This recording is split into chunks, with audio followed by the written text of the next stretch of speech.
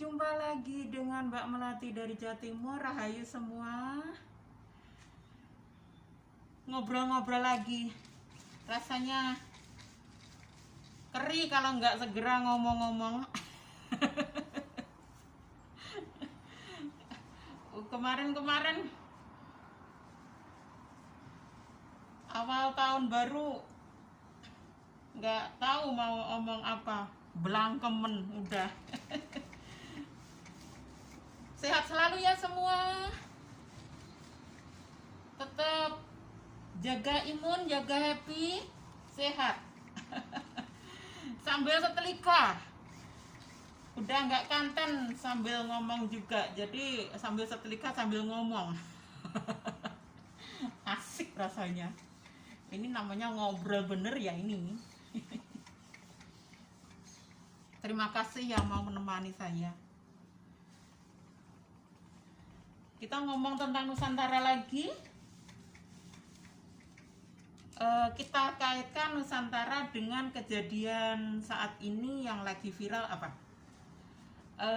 Itu kalau kemarin Mas Fajar sama Mas Fajar sama Mas Farel sudah ya. Sekarang Mas Diko, ya, tahu ya Mas Diko siapa? Seorang pemuda yang ditinggal ayahnya karena ayahnya pulang ke rumah istri yang pertama. Nah, seorang pemuda tadi ditinggal bersama ibunya di sebuah rumah yang sangat mewah.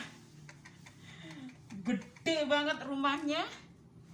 Lantai berapa? 3 atau 2 ya? Peralatannya juga penuh sebetulnya tadinya. Ya namanya orang mewah, orang kaya. Orang berada banget. Ini suami yang sangat bertanggung jawab ya sebetulnya. Nah, istrinya aja pasal pejabat itu. Ya. Pejabat yang punya istri 2 itu adalah pejabat. Bapaknya adalah pejabat dulunya. Dan si pemuda tadi karena cuma bersama ibunya, dan ibunya setelah ditinggal bapaknya nggak ada pemasukan mungkin ya, akhirnya setelah ditinggal bapaknya itu untuk listrik sama air itu nggak bisa bayar, akhirnya diputus sama negara ya. Jadi mereka sejak itu nggak punya listrik, nggak punya air. Airnya kalau mau pakai air dari air hujan yang dipakai ya. Dan betul-betul enggak hari gini gitu ya, rumah mewah gitu, enggak punya air, enggak punya listrik 11 tahun. Jadi sejak anak Mas Diko ini usia pas apa? Setelah SD, tamat SD ya. Setelah tamat SD ya itu tadi. Jadi karena ibunya tidak ada pemasukan, akhirnya banyak barang yang dijual, dan pada akhirnya sudah benar-benar nggak punya, mungkin ya sangat-sangat bingung, akhirnya depresi. Nah, si anak ini terus menemani si ibu karena depresi ya. Orang-orang yang datang ke rumahnya itu ya dihalau, nggak boleh masuk. Dia teriak-teriak, nggak boleh ada orang datang dan segala macam. Ya tadinya ya sahabat-sahabat Tiko ya pada berdatangan sebetulnya awal-awal sebelum ibunya seperti itu. Nah, dengan viralnya Mas Tiko ini, dengan narasi bahwa sebuah rumah mewah tanpa air, tanpa listrik 11 tahun, dan rumah itu tidak dirawat sehingga penuh dengan tumbuhan dan macam rumah hantu, ditinggali seorang pemuda bersama ibunya yang depresi. Si pemuda sangat luar biasa, 11 tahun menemani ibunya. Ini menandakan betapa luar biasanya si anak, baktinya kepada seorang ibu luar biasa. Akhirnya netizen sama simpati itu viral banget. Nah, karena si Tiko ini adalah anak dari istri kedua, nah keluarga dari istri pertama ini membaca dari postingan-postingan merasa tersinggung, dianggap menjadi penyebab depresinya sang ibu. Sebetulnya ya netizen sebetulnya yang menilai seperti itu. Sang anak itu enggak Mas Tiko enggak menilai seperti itu sama sekali. Memang Mas Tiko tetap menganggap bapaknya adalah ya yang pejabat tadi. Nah, ramenya di sini yang mau saya kaitkan dengan Nusantara adalah ya ini, mulai kita masuk ya. Jadi kemarin 2022 itu banyak ramalan bahwa tahun 2023 itu banyak yang sadar dan banyak yang apa istilahnya, banyak yang kualik. Intinya kebalik semua. Yang tadinya dogma-dogma yang sangat apa itu bisa balik jadi sadar.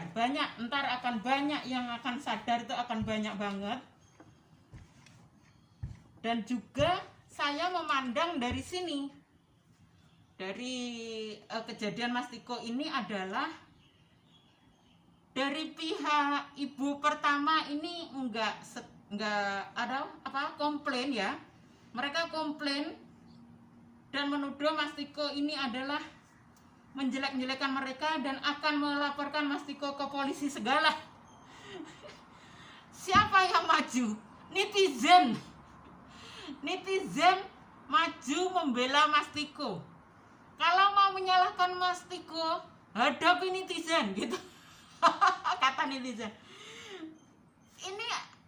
Ini kebalik enggak dengan kemarin-kemarin ketika kita melihat ada seorang pelakor. Siapa yang dihujat? Pasti pelakor. Lah dalam hal ini istri pertama dan kedua, apakah istri kedua itu bukan dikata sebagai pelakor? Sekarang dibela mati-matian sama netizen.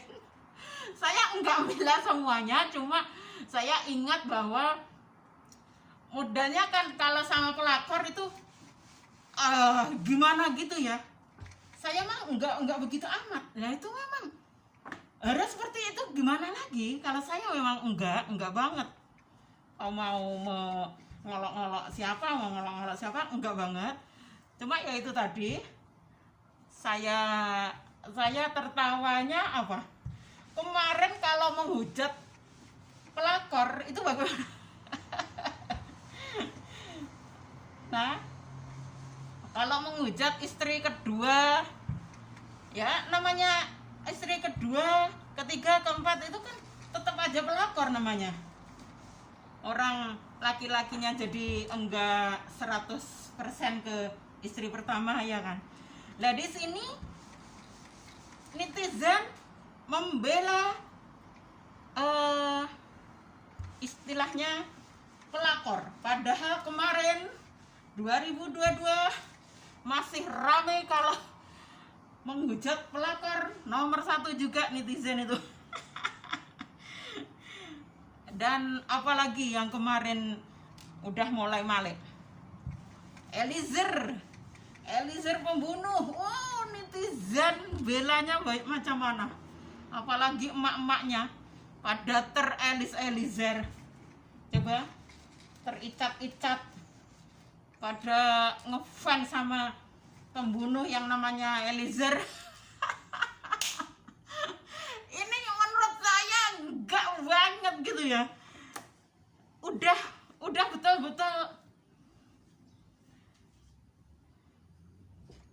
betul apa? Agamanya jadi wah raka-rakaran kan kalau sudah seperti itu.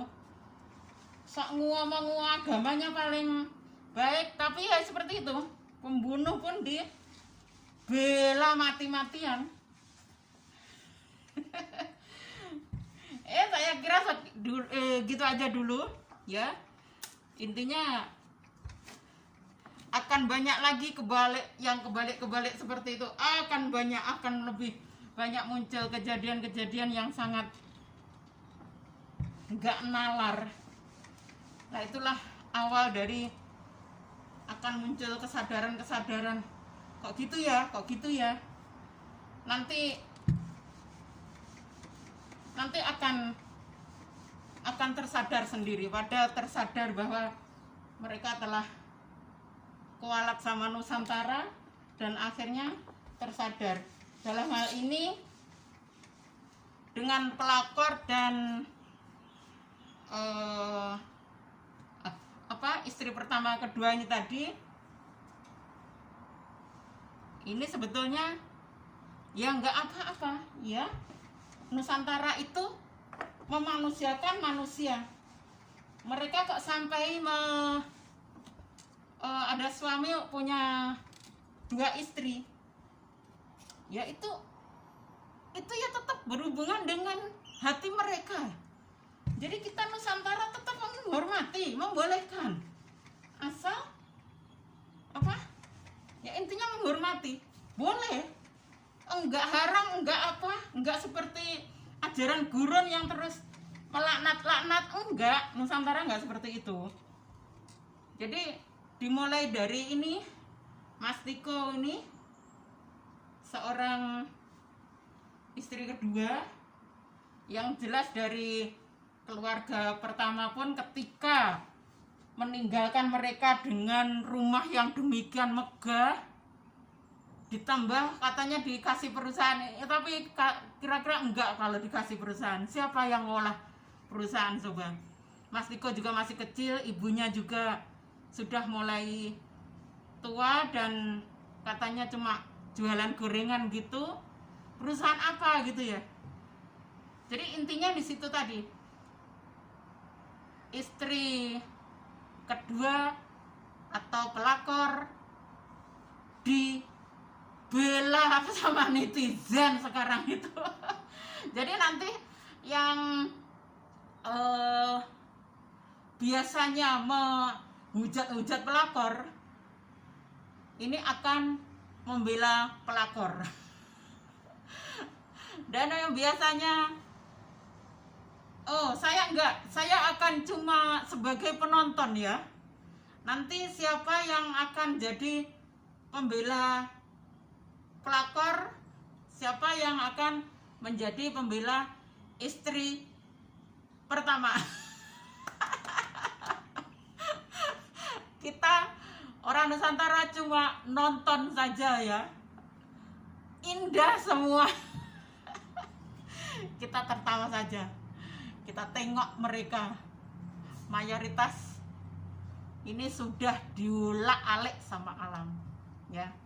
Nggak sadar mereka.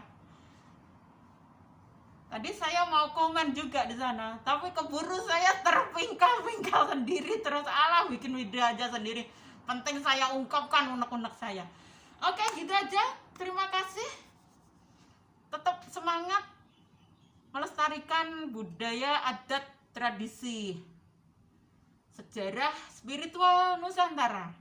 Pareng-pareng ngatur sembah nuwun, nyun ngapunten, pareng-pareng rahayu.